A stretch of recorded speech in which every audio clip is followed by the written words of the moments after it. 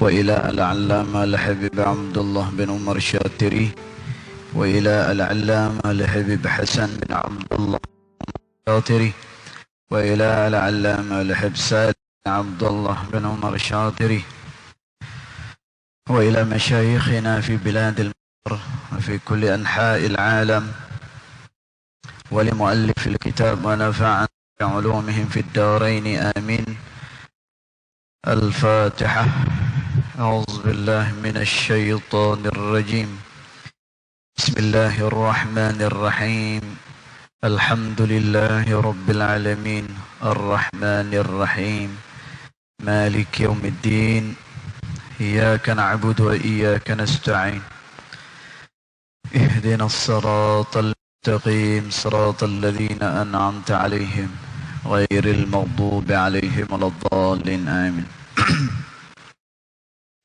السلام عليكم ورحمة الله وبركاته. الحمد لله والصلاة والسلام على رسول الله سيدنا محمد بن عبد الله وعلى آله وصحبه ومن والاه. أشهد ونشهد أن لا إله إلا الله وأشهد أن محمدا عبده ورسوله. اللهم فصل وسلم على سيدنا محمد عبدك ورسولك النبي الأمي وعلى آله وصحبه وبارك وسلم. ثم أقول رب اشرح لي صدري ويسر لي أمري واحلل عقدة من لساني يفقه قولي يفقه قولي أما بعد. قال الله سبحانه وتعالى في تنزيله: لقد كان لكم في رسول الله أسوة حسنة. صدق الله العظيم. ربي أدخلني مدخل صدق وأخرجني مخرج صدق واجعل لي من لدنك سلطانا نصيرا. إلهي أنت مقصودي ورضاك مطلوبي، فأعطني محبتك ومغرفتك يا أرحم الراحمين. Alhamdulillah, yang pertama-tamanya kita merafakkan kesyukuran kehadirat Allah Subhanahu wa Ta'ala, yang mana dengan limpah kurnianya, dengan rahmatnya, alhamdulillah kita masih lagi dapat bersama-sama di dalam rumah Allah Subhanahu wa Ta'ala ini dan dihimpunkan dalam perkumpulan ilmu. Kita pohon kepada Allah, mudah-mudahan bertambah pengetahuan kita, dan apabila bertambahnya pengetahuan, mudah-mudahan semakin baik amalan yang kita lakukan kepada Allah Subhanahu wa Ta'ala. Allahumma amin. Tuan-tuan, kita menyambung lagi pembacaan kitab Adab Sulukil Murid, iaitulah adab-adab seseorang murid ataupun orang yang berjalan kepada Allah Subhanahu wa Ta'ala. Kita sambung pada ibarat yang berikutnya. Dia kata, Bismillahirrahmanirrahim. Qala muallif rahimahullahu ta'ala wa nafa'ana bi'ulumihi fid daraini amin. Dia kata, fataqwiyatuhu bizzikri lillah. Dia kata, maka hendaklah engkau menguatkannya. Maknanya nikmat yang diberikan oleh Allah itu. Tuan-tuan, kita nak supaya nikmat itu kekal sampailah kita bertemu dengan Allah. Manusia dia terbahagi kepada beberapa bahagi. Ada orang yang pada peringkat awalnya baik, tetapi di akhirnya pula bermasalah. Maka dia menutup umur dia dengan benda yang tidak baik. Ada orang yang pada peringkat awalnya tidak baik, tetapi di penghujung kehidupan dia, bila dia nak menutup umur dia, dia menutup dengan kebaikan. Ada orang pula wal'iyazubillah, awal-awalnya itu dah tak baik dah. Dia mengakhiri kehidupan dia juga dengan tidak baik. Dan ada pula manusia yang awalnya baik, akhirnya juga adalah orang yang terbaik. Mudah-mudahan kita tergolong dalam golongan itu. Tuan-tuan, maka kita hendak kita sepanjang umur kita berada pada jalan Allah. Dan inilah yang kita selalu minta dengan Allah di dalam sembahyang kita pada suratul Fatihah. Tuan-tuan, kita selalu minta dengan Allah, ihdinas siratal mustaqim. Ya Allah, tunjukkan kepada kami jalan yang lurus. Tuan-tuan, orang yang sembahyang dia akan selalu duk baca ayat ni. Ya Allah, tunjukkan pada kami jalan lurus. Tuan-tuan, orang Islam pasti mendirikan sembahyang, maka dia akan minta pada ayat ni, ihdinas siratal mustaqim. Ya Allah, berikan petunjuk kami ni jalan yang lurus. Tuan-tuan, kita umat Nabi SAW, setiap tahun kita akan sambut Maulidur Rasul SAW. Dan kalaulah anak-anak kita yang berada di madrasah, di sekolah, di pondok, tuan-tuan, setiap minggu mereka itu akan bermaulid. Pada Khamis malam Jumaat bermaulid, memuji kepada Rasulullah sallallahu alaihi wasallam. Tuan-tuan, tapi bila mana dia sembahyang, dia kena sebut ayat ni, ihdinas siratal mustaqim. Ya Allah, tunjukkan kepada kami jalan yang lurus.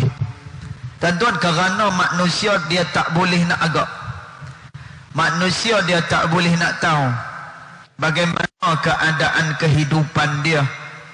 Bahkan Nabi SAW pernah ditegur oleh Allah Subhanahu wa ta'ala apabila ada seorang Yahudi bertanya kepada Nabi SAW berkenaan dengan Zulqarnain, dan juga ditanya kepada Nabi SAW berkenaan dengan Dajjal. Maka pada masa itu Nabi tak ada jawapan. Nabi kata, aku akan jawab persoalan kamu pada hari esok. Dan Nabi berharap pada hari esok ada wahyu yang turun daripada Allah sebagai jawapan kepada persoalan Yahudi tersebut.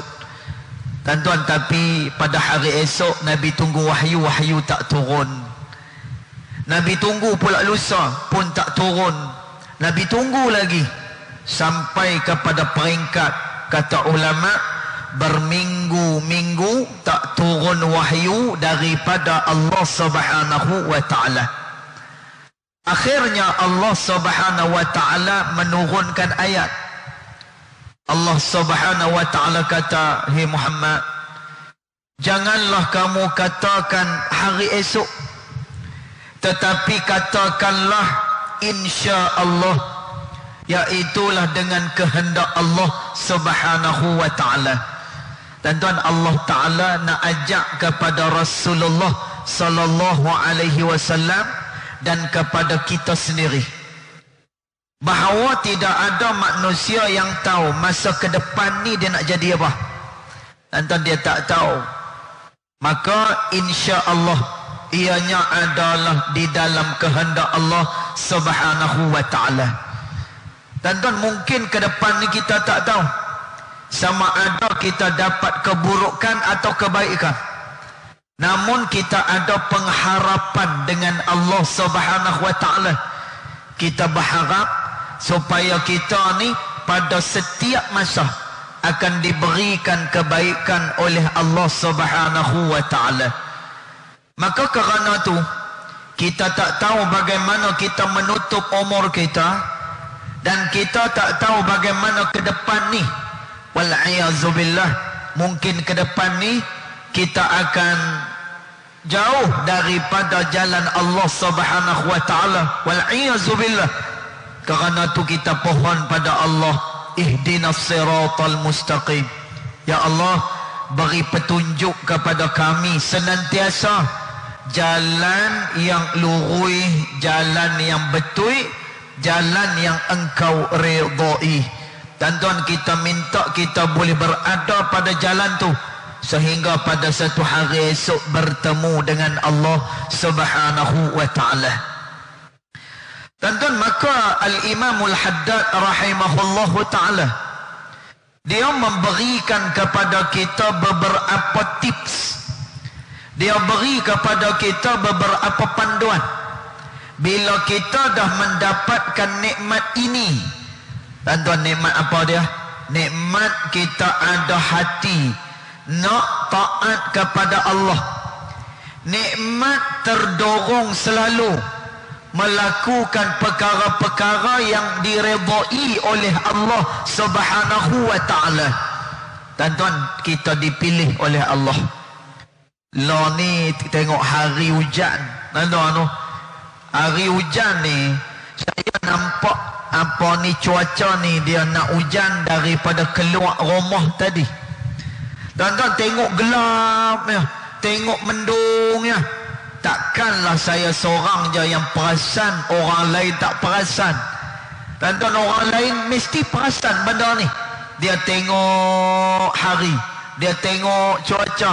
Tuan-tuan, ni perasan nak turun hujan ni. Tuan-tuan, tapi dia boleh main satu fikiran, sebelum hujan turun ni, baik aku keluar awal-awal. Baik keluar awal-awal. Takut kena parking jauh. Dia kata, saya kena parking jauh. Tadi masuk-masuk habis lencun baju habis. Berjeruk dengan ayak. Tapi tak apa, lah kering lah. Alhamdulillah. No. Tuan-tuan, dia main fikiran yang macam tu. Kenapa? Dia nak duduk dalam majlis pengajian. Dia nak dengar orang mengajak. Dia nak ambil ilmu malam ni. Tuan-tuan, bila kita ada gerak yang macam tu, kita dah baca sebelum ni, bersyukurlah atas nikmat itu. Kenapa? Allah Subhanahu wa taala menggerakkan kita untuk pergi ke tempat-tempat kebaikan, maka dia merupakan satu nikmat yang besar daripada sisi Allah Subhanahu wa taala. Dan tuan, kata Al-Imam Maimun Al-Mahran rahimahullahu taala, bila mana Allah Subhanahu wa taala mengasihi kepada seseorang, maka Allah akan senantiasa mengilhamkan pada dia. Allah senantiasa memudahkan dia. Dan apa Allah ilham kat dia? Apa yang Allah mudahkan untuk dia? Allah ilhamkan untuk dia ketaatan-ketaatan. Allah memudahkan kepada dia ketaatan-ketaatan. Tuan-tuan, ni tanda bahawa dia dikasihi oleh Allah Subhanahu wa taala. Manakala kata Imam Maimun Al-Mahran, bila mana seseorang dia tak dikasihi oleh Allah, dan juga mungkin dia dibenci oleh Allah, tuan-tuan, lalu Allah Subhanahu wa taala akan menyukarkan kepada dia ketaatan-ketaatan, dan dia tidak pernah diberikan ilham untuk taat kepada Allah Subhanahu wa taala. Tuan-tuan, semuanya telah pun diberikan tanda oleh Allah Subhanahu wa taala. Maka kerana tu kita nak jaga nikmat yang diberikan oleh Allah Subhanahu wa taala kepada kita. Mudah-mudahan dia kekal sampailah kita berjumpa dengan Allah Subhanahu wa taala. Dan pada minggu lepas kita dah terang salah satu daripada cara menjaga nikmat ini, taqwiyatuhu bizikri lillah. Hendaklah dia memperkuatkannya, hendaklah dia menjaga nikmat ini bizikri lillah, dengan dia memperbanyak zikir kepada Allah. Tuan-tuan, zikir ni dia memberi faedah. Makna zikir adalah ingat kepada Allah. Tuan-tuan, walaupun ulama dia kata, siapa yang berzikir kepada Allah tetapi tidak menghadirkan hati dengan Allah, tuan-tuan, maka dia tak diberikan pahala daripada zikir dia. Tetapi berbeza pandangan oleh Al-Imam Ibnu Hajar Al-Haytami rahimahullahu ta'ala. Tuan-tuan, Imam Ibnu Hajar Al-Haytami kata, orang yang berzikir kepada Allah walaupun tidak hadir hatinya dengan Allah, tuan-tuan, dia tetap diberikan pahala oleh Allah. Tuan-tuan, Imam Ghazali rahimahullahu ta'ala dia kata, daripada kamu tak berzikir, lebih baik kamu zikir dengan Allah sekalipun keadaan kamu lalai. Kenapa? Tuan-tuan, sekurang-kurang mulut dia berjalan, dia bercakap, dia melafazkan benda-benda hak yang baik, daripada dia melafazkan benda-benda hak yang tidak elok. Tuan-tuan, sekalipun tidak hadir dia dengan Allah, tapi lidah ni dia melafazkan benda-benda yang elok, maka mudah-mudahan dia diberikan kebaikan oleh Allah Subhanahu wa ta'ala. Dan kelebihan orang yang zikir dengan Allah, Allah Subhanahu wa ta'ala dia kata, fadhkuruni adhkurkum, ingatlah kepada aku, kata Allah.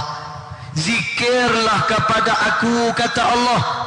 Tuan, bila kita sebut nama Allah, bila kita zikir dengan apa juga zikir, Allah Ta'ala kata, azkurkum, aku akan ingat kepada dia. Tuan-tuan, macam mana Allah Ta'ala ingat kepada manusia? Kata ulama tafsir, bin nazari rahmah, aku tengok dia dengan pandangan kasih sayang, kata Allah. Tuan-tuan, satu hari Ummu Salamah dia kematian suami yang dikasihi. Nama suami Ummu Salamah Abu Salamah. Tuan-tuan, ni orang yang bila dia ingat dengan Allah, Allah ingat balik kat dia. Beza dengan manusia kalau dia ingat kepada manusia yang lain. Tuan-tuan, kita ni kadang-kadang jaga sangat orang ni. Kadang-kadang kita jaga sangat hubungan dengan orang ni. Kenapa? Kerana kita ada kepentingan kita dengan orang tersebut. Tuan-tuan, pasal apa kita tak jaga hubungan dengan Allah Subhanahu wa ta'ala? Allah Ta'ala kata, hang ingat dekat aku, fazkuruni azkurkum, kamu ingat, kamu zikir kepada aku, azkurkum, maka nescaya aku akan ingat kepada kamu. Tuan-tuan, bukti dia Ummu Salamah. Ummu Salamah bila dia kematian suami dia yang bernama Abu Salamah. Tuan-tuan, bila meninggal Abu Salamah ni dia syahid dalam peperangan. Tuan-tuan, bila syahid suami dia, maka pada masa tu dia berasa amat sedih. Pasal apa? Kerana dia beranggapan Abu Salamah adalah suami yang terbaik yang dianugerahkan Allah Ta'ala kepada dia.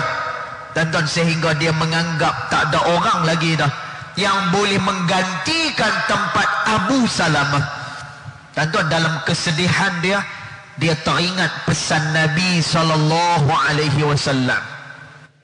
Kata Nabi SAW, siapa-siapa yang dikenakan ujian oleh Allah, tuan-tuan, siapa pun juga yang dikenakan kesusahan, yang dikenakan musibah oleh Allah, yang diuji oleh Allah, tuan-tuan, kita tak akan dapat menghadapi ujian tersebut melainkan dengan kekuatan iman kepada Allah Subhanahu wa ta'ala. Tuan-tuan, kata ulama, siapa yang menghadapi ujian dengan penuh keimanan, dia percaya kepada qada dan qadar Allah, kata ulama, wajnazal masaib, segala kesusahan bakal diselesaikan. Tuan-tuan, Allah Ta'ala ni diajak kat kita, ni formula. Tuan-tuan, hanya Allah sahaja yang dia tahu bagaimana nak menyelesaikan masalah. Dia kena kembali kepada Allah. Tuan-tuan, Allah Ta'ala kata, bila mana seseorang ditimpa musibah, wasta'inu bis-sabri was-salah, mintalah pertolongan dengan Allah Subhanahu wa ta'ala. Pertama sekali sabar. Tuan-tuan, ni cara pertama. Kalau dia ada musibah, sabar. Itu yang pertama. Yang kedua, wassalah, dan juga hendaklah dia mendirikan sembahyang. Tuan-tuan, maka masalah dia dibantu oleh Allah. Tuan-tuan, jangan melatah dulu. Tuan-tuan, jangan berasa sedih dulu. Kerana kita ada Allah Subhanahu wa ta'ala. Kita ditadbir oleh Allah. Tuan-tuan, sebab tu dalam surah Al-Fatihah, tuan-tuan, ni tauhid kita no. Yang ni kita mengesahkan Allah Subhanahu wa ta'ala. Kerana tu dalam suratul Fatihah Allah memperkenalkan diri dia. Allah Ta'ala kata, alhamdulillahi rabbil alamin. Segala puji hanya tertentu bagi Allah. Tanda ni mula-mula sekali. Maknanya apapun juga kecantikan, apapun juga kebijaksanaan, apapun juga kebaikan, pujian itu selayaknya kita kembalikan kepada Allah Subhanahu wa ta'ala. Ini menunjukkan kesempurnaan Allah Subhanahu wa ta'ala. Tuan-tuan, makhluk ni selama mana nama dia makhluk, ada kelemahan. Allah dia tak layak kelemahan itu pada dia. Yang layak bagi Allah adalah kamal, iaitulah segala kesempurnaan. Lalu Allah Ta'ala kata, aku yang sempurna ni Rabbil Alamin. Dialah yang mentadbir seru sekalian alam. Dan tuan, seru sekalian alam ni siapa dia? Kullu ma siwallah. Semua benda ni alam, kecuali Allah Subhanahu wa ta'ala yang mentadbir akan alam tersebut. Dan tuan, kerana tu orang yang ingat kepada Allah, azkurkum, maka aku juga ingat pada dia. Ulama kata ingat lagu mana ni? Bin nazari rahmah. Allah tengok dia dengan pandangan kasih sayang. Ummu Salamah, kematian suami yang meninggal pada medan syahid. Tuan-tuan, dia teringat pesan Nabi SAW. Kalaulah salah seorang daripada kamu dikenakan musibah ujian daripada Allah, maka hendaklah dia berkata, inna lillahi wa inna ilaihi raji'un.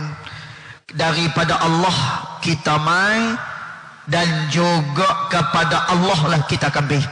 Dan maknanya apa? Pi balik kita adalah dengan Allah Subhanahu wa ta'ala.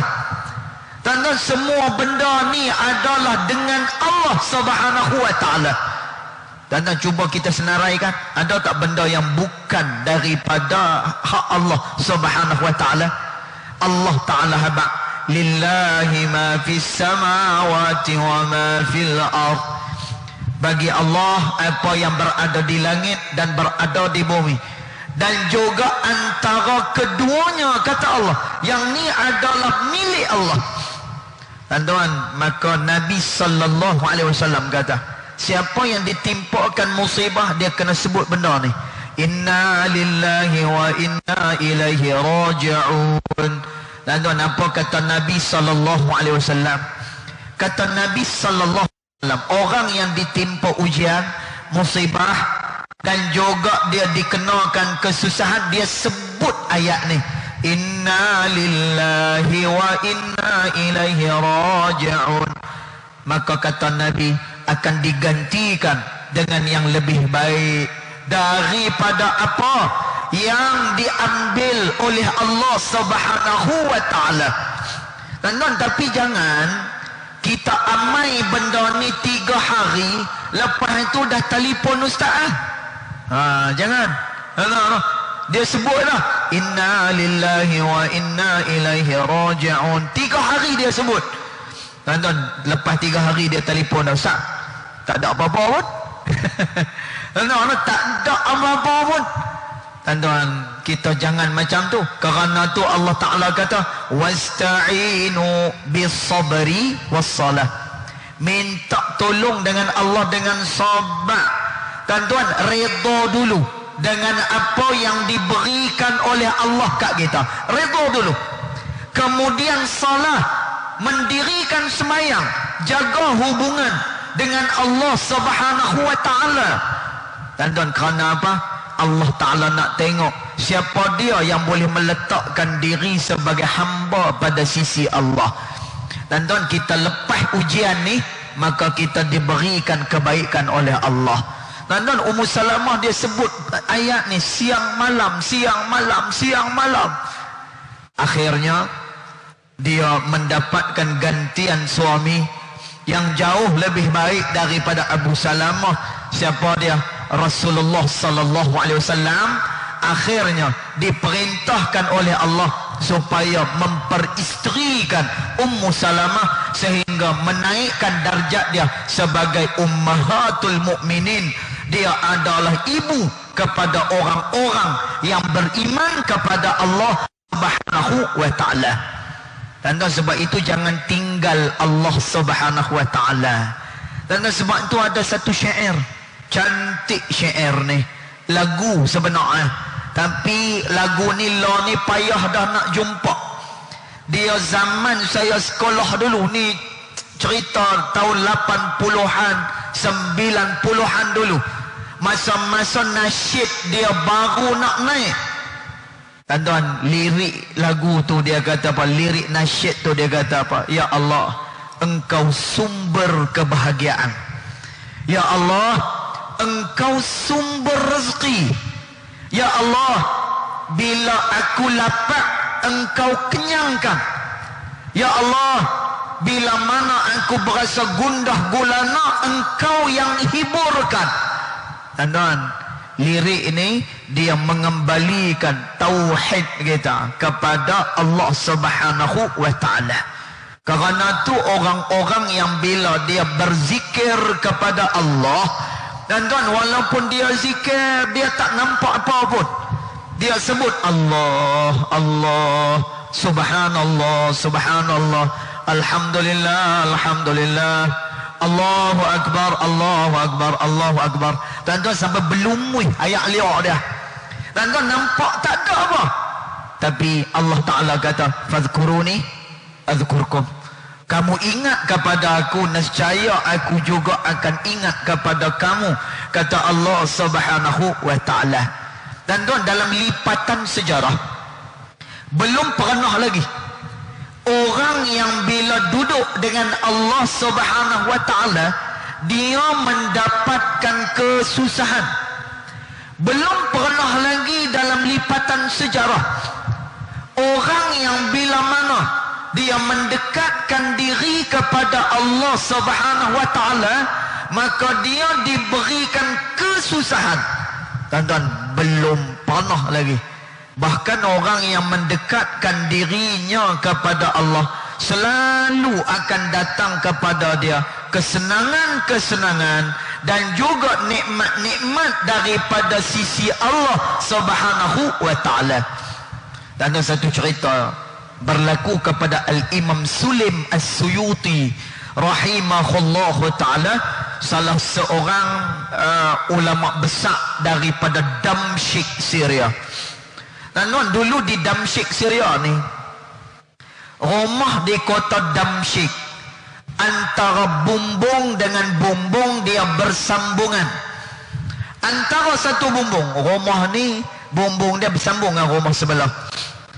Rumah sebelah bersambung dengan bumbung yang satu lagi. Sehingga kan kata orang yang duduk pada zaman tu, dia kata apa?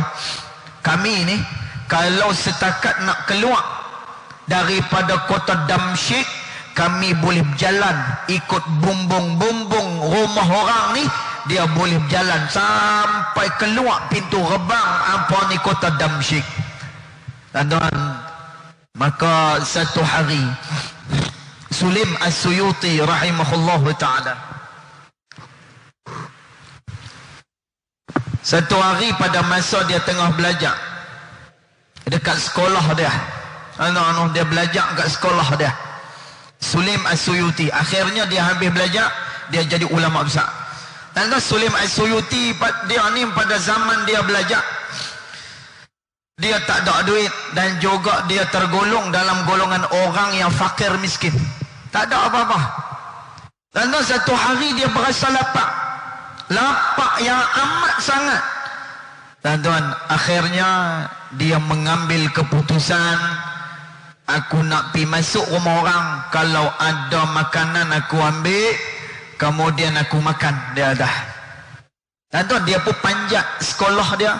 Kan bumbung tu kan dia bersambung sampai keluar kota Damsyik. Tuan-tuan, dia panjat, dia khabat apa ni bumbung madrasah dia. Dia pun berjalan daripada satu rumah kepada satu rumah. Dan bila sampai kepada satu bumbung rumah ni, dia tercium bau masakan yang begitu lezat. Tuan-tuan, dia kata hari ni rezeki. No? Rumah ni jadi mangsa aku, dia kata. Tuan-tuan, mula-mula dia ada dorongan nak melakukan kejahatan, nak masuk rumah orang. Tuan-tuan, dia pun turun dalam rumah orang tu. Turun-turun elok, turun-turun kat dapur tu. Tuan-tuan, dekat dapur ni ada belanga, ada periuk. Dia pun buka periuk ni. Tuan-tuan, dia buka periuk, tengok-tengok. Dalam tu ada masakan terung. Dimasak dengan apa ni, gulai terung. Bahasa kita gulai terung. Dan tuan, orang Arab ni dengan terung ni dia cukup dia boleh makan macam tu sahaja. Kalau makan dengan roti pun, terung tu dia akan goreng ke macam mana, dia boleh makan dengan roti macam tu sahaja. Dia menjadi satu apa ni, bahan makan yang sangat-sangat apa ni, lazat bagi mereka. Dan tuan, maka Sulim As-Suyuti pun cedok ambil satu terung ni. Dan tuan, dia ambil terung tu, dia makan. Kram, dia makan. Dan tuan, dia tak dan nak telan buah terung tu. Tiba-tiba dia teringat, ya Allah, ini kan dosa, ya Allah. Ya Allah, ini kan satu benda yang tak disukai oleh Engkau, ya Allah. Masuk rumah orang kemudian nak makan pula benda yang hak orang. Maka ini akan jadi darah daging nanti, akan diazab oleh Allah. Dan tuan, akhirnya Sulim As-Suyuti keluarkan terung ni daripada mulut dia. Lebih terung, bagi terung tu dia letak semula dalam periuk, apa ni, dekat dalam periuk tu. Dan tuan, maka dia pun balik semula ke madrasah dia. Dia kata apa? Lapak pun lapak lah. Yang penting tidak melakukan benda yang diharamkan oleh Allah Subhanahu wa ta'ala. Dan tuan, tengah-tengah dia duk layan dia punya apa ni, kelaparan dia. Tengah belajar ni lapar. Tuan-tuan, tiba-tiba mai satu orang perempuan yang sangat segak berjumpa dengan guru kepada Sulim As-Suyuti. Dia berbisik kepada guru ni. Akhirnya guru ni pun kata, ni pelajar-pelajar semua dengar ni, Tok Guru nak buat pengumuman, dia kata. Dan tuan, Tok Guru ni kata apa? Ni perempuan yang ada kat sebelah aku ni, dia baru sahaja habis iddah kerana suami dia meninggal. Maka sekarang ni dia nak cari calon suami. Dan jangan bimbang, dia ni orang kaya.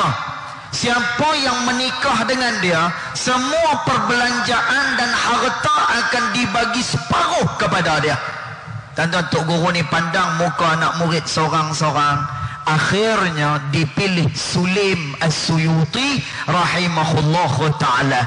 Tuan-tuan, lalu dinikahkan oleh guru dia. Bila lepas nikah ni, maka isteri kata, Sulaim, marilah ikut aku balik ke rumah.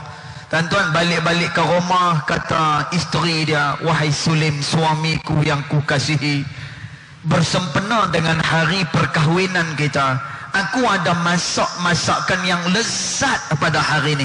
Hang duduk saat aku pi dapur, ambil makanan tu, kita makan sama-sama. Tuan-tuan, maka isteri dia pun masuk ke dapur, ambil lauk apa semua sekali, dihidangkan kepada Sulaim As-Suyuti. Tuan-tuan, isteri ni kata, wahai suamiku yang ku kasihi, tadi ni aku masakan ni elok, dia kata. Tapi entah macam mana, masa aku cedok-cedok, tengok-tengok, terung yang aku masak ni tinggal sekerat dah. Terung yang aku masak ni tinggal sekerat dah. Maka Sulaim kata, ya Allah, rupa-rupanya rumah yang aku masuk pagi tadi ni rumah bini aku. Tuan-tuan, maka dia pun kata dengan isteri dia, apa yang berlaku? Apa jawapan isteri dia? Isteri dia kata, patutlah Allah telah membalas kepada kamu sebaik-baik balasan. Tuan-tuan, kerana tu dalam surah Alam Nashrah yang biasa kita duk baca, Allah Subhanahu wa ta'ala beri jaminan, inna ma'al usri yusra. Disertakan dengan kesusahan itu dengan kesenangan-kesenangan yang banyak daripada Allah Subhanahu wa ta'ala. Tuan-tuan, maka demikian orang yang bila dia ingat dengan Allah, Allah ingat kepada dia. Kemudian dia kata lagi, wal fikri fima indallahi, dan hendaklah dia banyak memikirkan fima indallah, apa-apa yang berada pada sisi Allah Subhanahu wa ta'ala. Tuan-tuan, kita nak kena banyak merenung. Tuan-tuan, jangan kita terhenti setakat akal kita semata-mata. Kerana tu wahyu pertama turun kepada Nabi sallallahu alaihi wasallam. Allah Ta'ala dia beritahu, Iqra bismi rabbikal ladzi khalaq. Hei Muhammad, bacalah, tapi kamu baca dengan nama Tuhan kamu. Tuan-tuan, Iqra ni selain daripada baca, maknanya kaji. Tuan-tuan, kerana tu orang yang nakkan iman kepada Allah, orang yang dia nak besarkan keyakinan kepada Allah, tuan-tuan, dia nak kena tengok apa-apa yang dijadikan oleh Allah Subhanahu wa ta'ala. Tuan-tuan, dia tengok planet. Tuan-tuan, hari ni ada tak? Tah adik-beradik kita, saya nak tahu juga. Kok ada adik-beradik kita yang kerja dekat planet sana, tolong jaga trafik supaya antara satu planet dengan planet yang lain ni berjalan, mereka tak belaga. Kok ada lah yang pi jaga kat sana, kok ada yang kerja kat sana. Tuan-tuan, tak ada dia tak dijaga oleh sesiapa, melainkan semuanya itu dia berjalan mengikut ketentuan Allah Subhanahu wa ta'ala. Tuan-tuan, Allah Ta'ala kata apa? Kullu yajri ila ajalim musamma. Semuanya itu, planet-planet itu, dia berjalan mengikut jalan masing-masing yang telah ditentukan oleh Allah Subhanahu wa ta'ala. Tuan-tuan, kita tengok bagaimana pertukaran antara malam kepada siang, siang kepada malam. Tuan-tuan, semua negara ni di dalam dunia ni, tuan-tuan, tidak ada perselisihan, tidak ada pertelagahan. Ada tempat yang siang, ada tempat malam, ada tempat yang malam, sebahagiannya adalah siang. Tuan-tuan, bila kita tengok semua kejadian-kejadian ini, dia akan menambahkan lagi keyakinan kita kepada Allah Subhanahu wa ta'ala. Maka kerana itu kata Imamul Haddad, selain daripada kamu berzikir kepada Allah, wal fikri fima indallah, fikirlah apa-apa yang ada pada sisi Allah Subhanahu wa ta'ala. Tanda rasa cukup dulu setakat itu untuk kuliah kita yang terakhir untuk sebelum Ramadan. Kerana minggu depan kita dah masuk dah pada bulan Ramadan, insya-Allah. Mudah-mudahan puasa kita adalah puasa yang diterima oleh Allah Subhanahu wa ta'ala. Dan kita ada masa lebih kurang seminggu saja lagi ni nak masuk Ramadan. Maka kita sarankan banyak-banyakkan istighfar kepada Allah, banyak-banyakkan menyucikan jiwa kita. Kerana orang yang beristighfar dan dia sucikan diri dia sebelum masuk bulan Ramadan, insya-Allah dia akan masuk ke dalam bulan Ramadan dalam keadaan dia redha dengan Allah. Allah Subhanahu wa ta'ala juga akan redha kepada dia. Mudah-mudahan puasa kita pada tahun ini adalah yang terbaik dan diterima oleh Allah Subhanahu wa ta'ala, dan diberikan kekuatan kepada kita untuk kita beramal dalam bulan puasa esok ni dengan sebaik-baik amalan kepada Allah Subhanahu wa ta'ala. Allahumma amin. Yang baik datang daripada Allah Subhanahu wa ta'ala, yang tidak baik datang daripada kejahilan diri saya sendiri, walaupun hakikat kedua-duanya datang daripada Allah Subhanahu wa ta'ala. Wallahu ta'ala a'lam.